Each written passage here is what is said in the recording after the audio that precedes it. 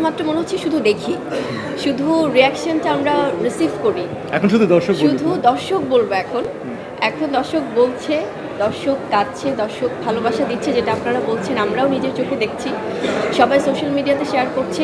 এখন আমার মনে হয় যে শুধু চুপ থেকে এই ভালোবাসাটা রিসিভ করতে চাই।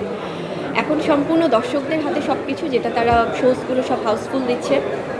অবশ্যই আমরা জঙ্গলি টিম পুরো আমি স্পেশালি আমার জঙ্গলি টিমের কাছে ভীষণ কৃতজ্ঞ। আমাদের যিনি captain of the ship Ibrahim ভাই, সিয়াম ডিড আ ফ্যান্টাস্টিক জব। মানে ওর যে ট্রান্সফরমেশনটা, কারণ আমি তো ডান থেকে দেখেছি, সো সেখান থেকে এগুলো বলে যে আবার টাকা চেয়ে একটা লুকটাতে যে দেয়, মানে পরে তো বলবে কেমিস্ট্রি নেই, অবশ্যই এটা তো বললো, এর জন্য তো লুক দেয়া। সো ডান থেকে শুরু হয়েছে আমাদের সিয়াম বুবলি।